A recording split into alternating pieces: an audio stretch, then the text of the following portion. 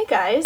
So, today I thought that I would talk about some frequently asked questions that I get on my Instagram and other social media platforms, and as much as you guys like my 9-mile long Instagram captions, I thought that it would be 100 million times easier to just explain it all in a video and get everyone's questions answered instead of making a bunch of different posts with, a novel to read. So, I just want to set a disclaimer for this. This is information that I have learned over the past year of research, YouTube videos, and my own experiences. This is how I interpret the information. This is how I most easily understand it. And if you don't understand something, or if you think that it's wrong or whatever, just talk to me about it and I can explain it better. And this is also from my own experiences, and fitness is not a one-size-fits-all, meaning what may work for one person may not and probably won't work for another person. So you see all those guides out there, get a big butt like this, get abs like this, it's not gonna work like that necessarily. You have to figure out your own body, be patient with it. I know it sucks at first because you want to see results right away. Everybody does. Everyone wants to see results. Everyone wants to see their hard work pay off. But it takes time, and that's hard. But be patient and it will be worth it. So, this versus that. I'm going to be talking about a bunch of different things in regard to fitness and bodybuilding and all this fun stuff. So, let's jump right into it. Insert really cool graphically designed intro here with professional photos. Okay. Cutting versus, I have my list right here. This is what we're going to be talking about, and you can't see that. Alright, cutting versus bulking. Now, let's start with cutting. Cutting, meaning you are in a caloric deficit for an extended period of time, aka burning more calories than you are consuming. So, a reason that you would cut would be right after a bulking period, which I will get into in a second. Or you are starting your fitness journey at a high body fat percentage and you want to get rid of that body fat before you start trying to put on muscle. Now, bulking.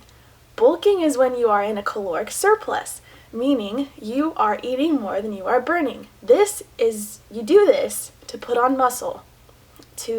Yes, you will put on body fat. Yes, the scale will go up. Yes, you will weigh more. And I know that's hard for some people to see the scale go up. I started my fitness journey off at 115 pounds. At the end of last year, after my bulking period, I bulked for a really long time, 6 months or something. I weighed 129 pounds. Yes, I did gain body fat. Yes, I also did gain a lot of muscle. So you have to be in a surplus in order to gain muscle.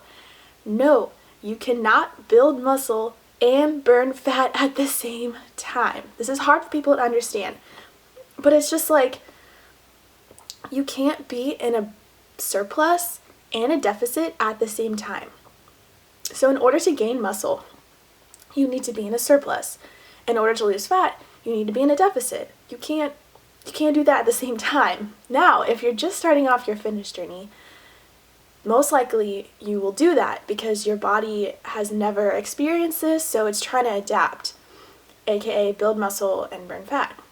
However, the longer you go in your fitness journey, the harder it is to not only burn fat but build muscle as well, just because of the fact that your body has adapted to what you have been doing. So, in other words, bulking, caloric surplus, building muscle, cutting, caloric deficit, losing fat. There. And then, okay. HIIT versus liss. Cardio.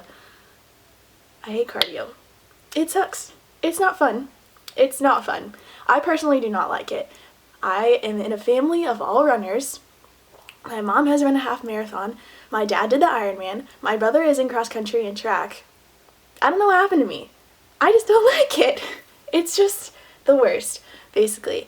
But there are different kinds, and there's liss, low intensity steady state, and HIIT, high intensity interval training. Depending on your goals, depending on the person, my advice will be different for what kind of cardio to do.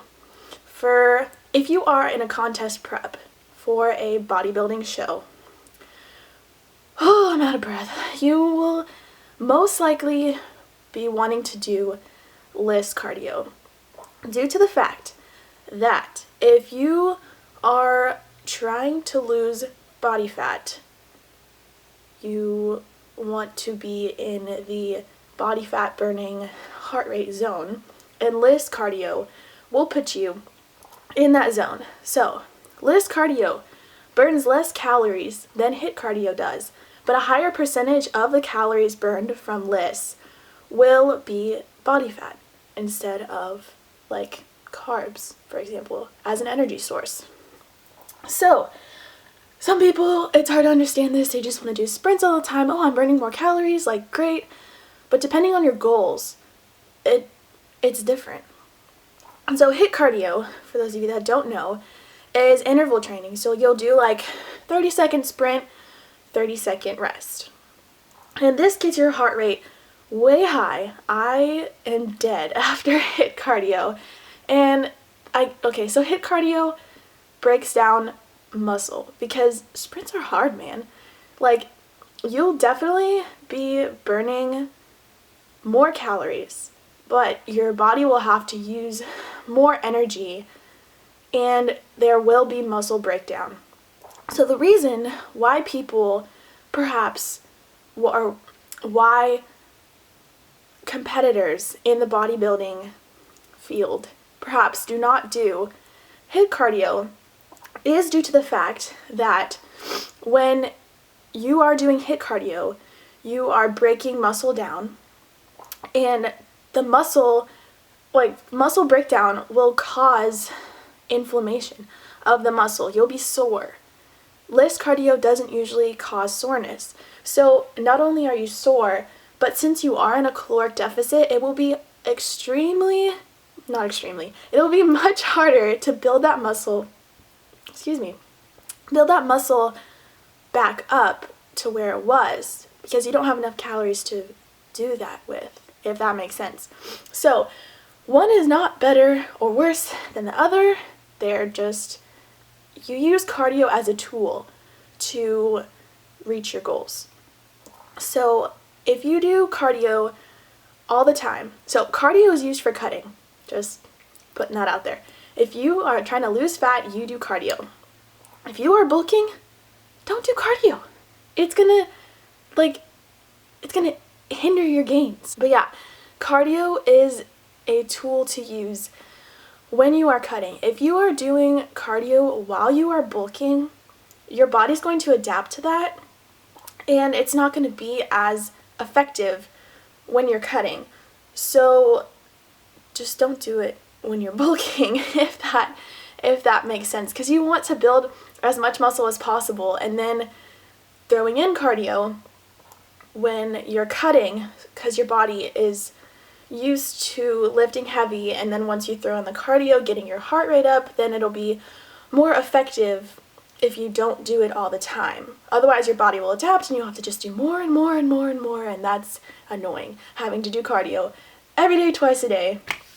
I mean, I don't do that because I don't do cardio while I'm bulking. Okay, so next up on the list is IIFYM versus intuitive eating. So for those of you that do not know what these two things are, IIFYM, if it fits your macros, aka macro counting, versus intuitive eating, meaning you don't count your calories and or macros and you just eat till you're full and all that. So IIFYM, if it fits your macros. So there's a lot of misconception about IIFYM. Meaning, like, in regard to, oh, I can just eat whatever I want as long as it fits my macros and I'll see results. Well, no, not necessarily. If you're eating like crap, if you're eating donuts and ice cream and a bunch of processed food all the time, sure, it fits your macros, but are you getting the nutrients that you need, the nutrients that your body needs to function, and all that? Probably not. And you need to get those things. Like, you need micronutrients along with your macronutrients. Like, the point of IIFYM is to get all the, like, essential things you need, like micronutrients, but allowing yourself to be flexible, which is why it is also known as flexible dieting. Be flexible in that you can have an Oreo or a donut if you want to. However, you also should be eating good, nutrient-dense food when, like, all the time. But you're not restricting yourself so much so to the point that you can't have a donut, if that makes sense. Intuitive eating. This is a type of diet, I guess, so to speak, that you can eat what you want. I mean, of course, having nutrient-dense foods with micronutrients and all that, but you're only eating until you're full and you're only eating when you're hungry. So basically you're really listening to your body and figuring out, like, eating when you're hungry, stopping when you're full, and paying attention to what your body needs, basically. So you don't count your calories, you don't track your macros, you just eat, like, what you want, when you want, but paying attention to when you're actually hungry or when you're bored and just want to eat something, all that stuff. So I know some people practice that, like Heidi Summers, Buff Bunny, if you know her, she does intuitive eating, whereas I'm pretty sure Nikki Blackadder does IIFYM. So just two different examples. You can achieve amazing physiques doing either one. It's up to you, personal preference, basically. So going off that, macros versus calorie counting. So counting your macros, for those of you that don't know, macros, the macronutrients, proteins, fats, and carbs, they all have, like, I don't know what I'm trying to say. So macros, counting these three things. So basically you have an allotted amount for each macronutrient a day. So 1, do not use my macros. This is what works for me. This is probably not what's going to work for you. It may not work for you. It may work for you. Cool. But this is what works for me. I have counted my calories, or counted my macros for like over a year now. So I've been trying to figure it out. But just for an example, I am currently cutting. I am cutting because I was in a very long bulking period and it's summer, so why not? I'm a lifeguard, so you want to look good and stuff. So my macros currently are 200 carb, 125 protein, and I think 55 fat is what I'm at right now. I don't know, I just changed them today. So that is what I'm currently at. The caloric intake per day differs. So I could hit my macros like the same every day, but since I'm eating different foods, my calorie intake will be different. So I'm pulling up MyFitnessPal just to show you guys an example of that. So, so last week I was eating 60 fat, 220 carb, 130 protein. And so Sunday, I hit my macros. My caloric intake was 1,852 calories, but then Monday it was 1,830, Tuesday 1,787, Wednesday 1,809, Thursday 1,915. So as you can see, the calories differ. I may eat less one day, I may eat more one day, but I'm still hitting my macros every day. And it differs solely based on the foods that you eat. If you eat nutrient-dense foods all the time, your caloric, if you eat really clean, basically, your caloric intake is probably going to be lower than if you were to just eat like what's it called? Empty calories. There we go. If you were to eat empty calories, like such as from Oreos or something, which don't even get me started on Oreos. I ate like 13 of them yesterday. Oops. But yeah, so it, like, the caloric intake differs, but you're hitting your macronutrients every day. So you get, for carbs, you get up to 200, like for me, this week I get up to 200 carbs. So I could eat 200 carbs, I could eat 198 carbs, whatever fits during the week. But in regard to calorie counting, you get a certain amount of calories a day, and it doesn't matter like how many fats you have, how many carbs you have, how many proteins you have. Proteins? I don't even know. It doesn't matter as long as you hit that calorie goal. And some people like calorie counting, some people like splitting it up into macros. It's honestly whatever you prefer. I'm a big like advocate for macros, just because then you know exactly what, like, how many carbs, fats, and proteins you're putting in your body, and you could see how your body reacts to that, how it adapts. Like, if you're gaining weight, if you're losing weight, then you can easily know like what to fix, if that makes sense. But anyways, I mean, calorie counting is fine. Like, there's nothing wrong with it. Like, because to lose weight, you just need to eat less calories than you burn. So if that's what works for you, like, by all means, do it. But I prefer macro counting just because then this is something that I can do throughout my whole life. If I were to ever do like a bodybuilding show or like a bikini show, this is something that I would do throughout my prep, and something that I could continue afterwards, like, easily, I guess, because you, like, you know, cut and then reverse diet and blah blah blah, whatever. So yeah, macros versus calories. So, which brings us to our next topic: low glycemic index versus high glycemic index. So, wow, this is tiring stuff, man. I'm out of breath. You guys like my stickers? I have a horned frog, go frogs, and kind bar sticker, strong and kind, and then the penguin one that everyone always asks me about, the Bishino penguins. When I went to Tasmania, they had like a penguin tour, and it was really cool. There was like hot weather penguins, except when we went it was cold. Anyways, off topic. Low glycemic index versus high glycemic index.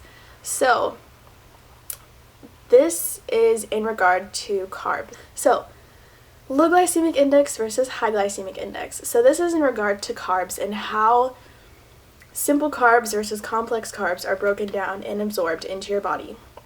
So fruits, for example, fruits have a high glycemic index, meaning that they are broken down and absorbed quickly into your body.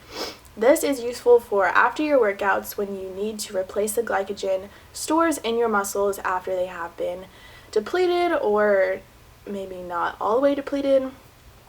So basically, the reason that fruits have a high glycemic index is because they are mostly made up of simple sugars.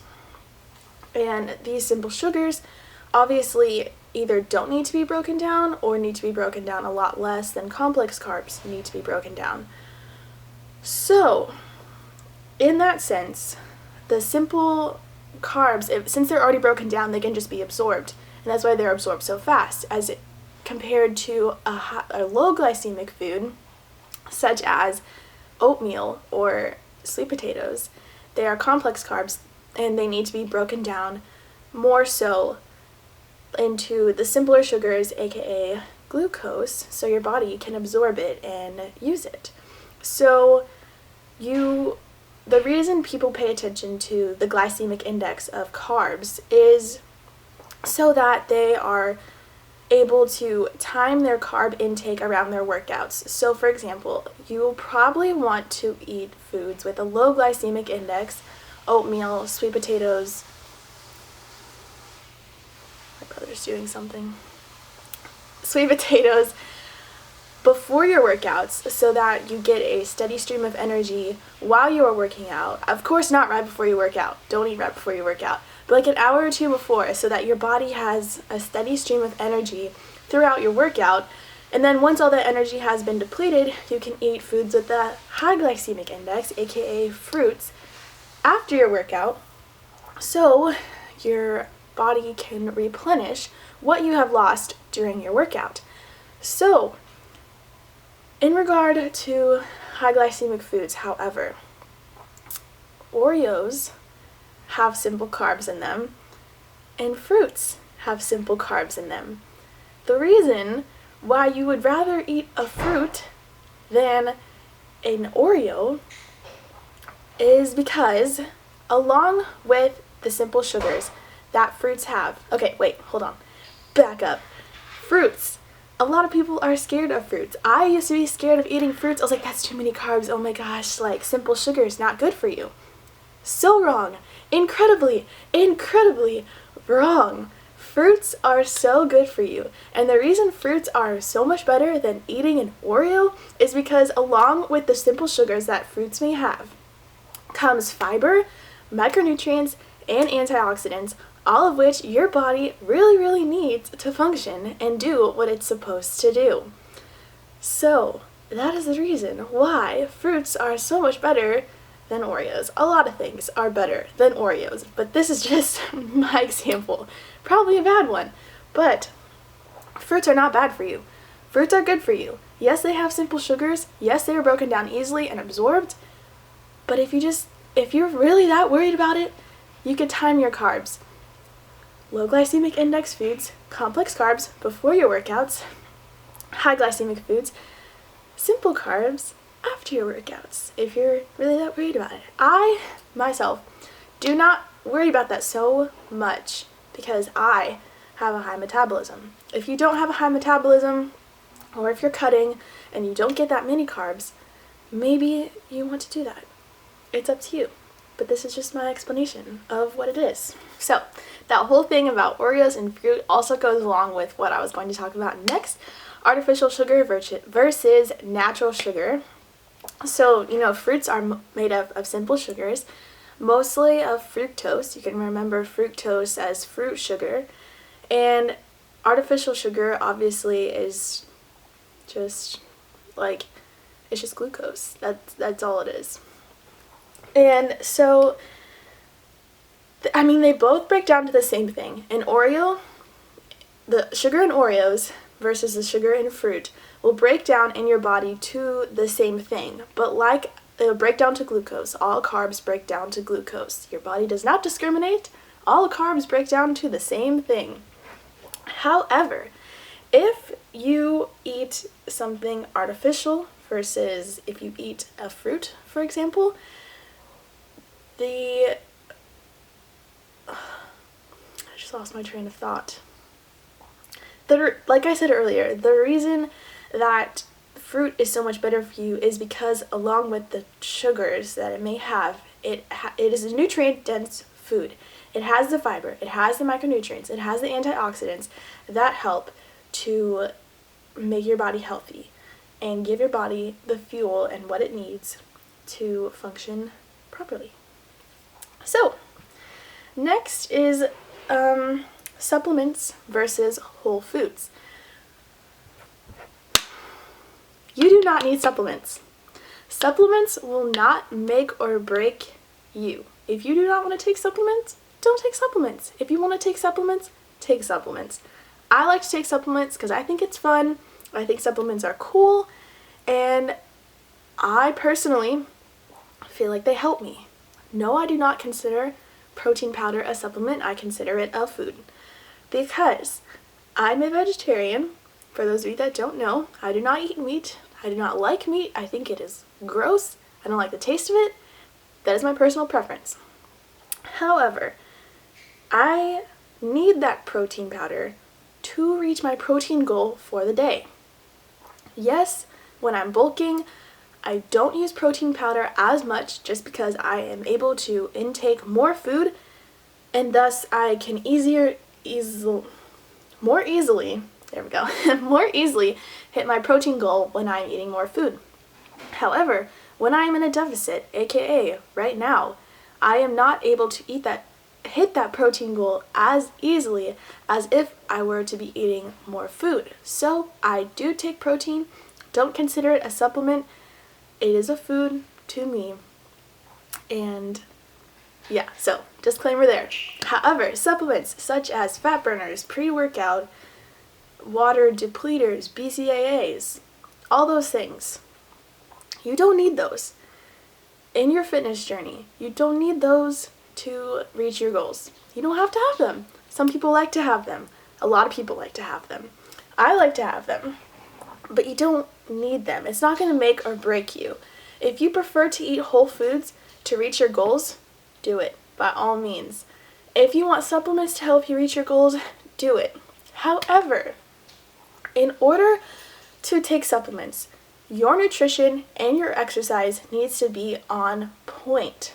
Meaning, if you do not have a regular exercising program or exercising regimen, whatever you want to call it, and if you do not have a solid diet where you are incorporating nutrient-dense foods into your caloric intake or your macros or whatever, supplements are not going to help you. You use supplements when everything you're doing is on point and you need that little extra push to help. Supplements are not the cure-all. They're not a miracle that's going to help you to reach your goals if you don't already have your nutrition and your exercising on point. And I say this because people will take supplements and they'll be like, it's not working. I'm like, well, yeah, because you're eating Oreos and donuts all day long. And of course, you're not going to reach your goals. You're not going to lose weight. Supplements are not going to do the work for you. You have to do the work first yourself. And supplements will be that extra push to help you to reach your goals. That is my little spiel on that. Okay, so last thing, carb cycling versus steady decrease of macronutrients. So, carb cycling, man. Well, hello. What are you doing? Hello. This is my puppy. Or one of them. It's a Skittles. Hello. Please do not lick me. Okay. So, carb cycling versus a steady decrease. So, as of right now, I am doing a steady decrease of macros. So, let me just pull it up really quick. Let's see. So, the difference between carb cycling and a steady decrease is if you're steadily decreasing your macros or calories, you're decreasing by the same thing each week you'll result in a more and more deficit each week, but it's super slow. But, don't be too aggressive with it. If you are super aggressive to the point where you're if you're decreasing more than I don't even know, 200 to 300 calories a week, if you're decreasing more than that, your body is going to adapt to that. Your metabolism I can't talk, oh my gosh. If you're decreasing by that much, your body is going to adapt to it. Thus, you're going to have to decrease even more, and that's not fun. Your metabolism is going to slow down. It's going to adapt. It's going to, it's going to adapt to whatever you are doing. Your body is smart. Your body's job is to keep you alive.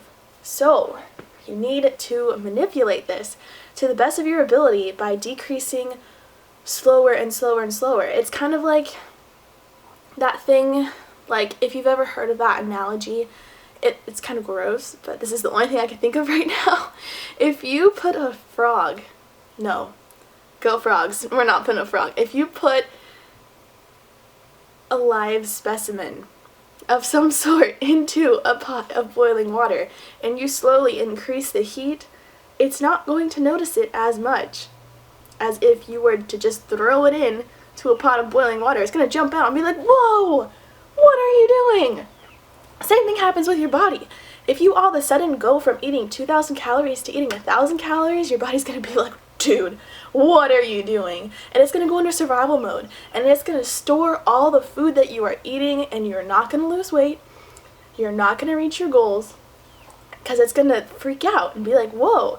So if you decrease by that much, that fast, then it's going to start storing stuff because it's going to think that you're starving. It's going to think you don't have food, and it's going to think that it needs to store it so it can have it, and blah, blah, blah. But if you slowly decrease each week, your body's going to adapt to it slower because it's not going to notice it as much. And then you will slowly lose weight. Yes, it's a long process. Yes, it takes a lot of patience. I almost just decided, I almost was just like, screw it, I'm just going to eat 150 carbs a day for the rest of my life. But you can't do that. You have to slowly decrease. So I started off my cut at 140 protein, 280 carbs, and 70 fat. That was 3 weeks ago. So then the next week, I ate 135 protein, 260 carbs, and 65 fat. Then the next week, I ate 135 protein, still 245 carb, 65 fat. Week 3, or I guess week 4, I ate 130 protein, this was last week, 130 protein, 220 carbs, and 60 fat. And so you have to decrease slowly. So this is a steady decrease. So I decreased by 5 fat, 20 carbs, and 5 protein each week. However, I am not going below 120 grams of protein because I weigh approximately 123, 124-ish pounds, and I want to have at least 1 gram of protein per body weight. But that is a whole different story about trying to figure out your macros and blah, blah, blah. So that is steady decreasing. Slowly decreasing each macronutrient each week, if that makes sense. So, carb cycling is completely different. It really works for some people. I haven't done it long enough to figure out if it works for me. I will be doing that starting next week, I think. I think that's what I wrote down. But yes, so carb cycling, keeping your protein and your fats the same every day of the week, but fluctuating the amount of carbs that you eat. You do this in order to deplete the glycogen levels in your muscles and then replenish them. So you're in I guess more severe deficit for however many days of the week, and then you get that one refeed where you are, okay, just to explain it better, I'll do an example. So next week I start my carb cycling. I will be at 180 carbs, 120 protein, and 55 fat. So I will keep the fat at 55 grams every day of the week. I will keep my protein at 120 grams every day of the week. However, I will be doing 3 low days, aka 180 carb, 180 carb, 180 carb, and then 1 high day, aka 280 carb. 100 grams of carbs more than I would be eating those 3 other days. So the point of carb cycling is so you want to be in a deficit all week. That's the main goal, is to be in a deficit, even with your refeed. However, you fluctuate the amount of carbs that you eat to be more in a deficit some days and less in a deficit other days. A lot of this has to do with psychological reasons. So if you're in an extreme deficit, or if you're prepping for a bodybuilding show, this helps. Carb cycling helps so much because you're at a low for a certain period of time, and then you get that refeed. So you look forward to having that food. And Some days you'll be more in a deficit, and some days maybe you're not in a deficit at all. But weekly, you are in a deficit. So this can help some people. I'm going to try it out and see how it works for me. But that's the difference between carb cycling and a steady decrease. So carb cycling, fluctuate the amount of carbs. Some people also fluctuate the amount of fat, eating less fat on days where you have high carbs, and then more fat on days that you have less carbs. Depends on what you want to do. I usually just keep it the same, just because carbs are really the only thing that I want to cycle with, I guess. And then steady decrease is just decreasing little by little each week. So I hope this video was helpful.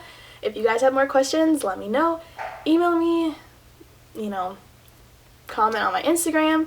I will put everything below in the description box. So yeah, hope this was helpful, and I hope you guys kill your workout today. Thanks, guys.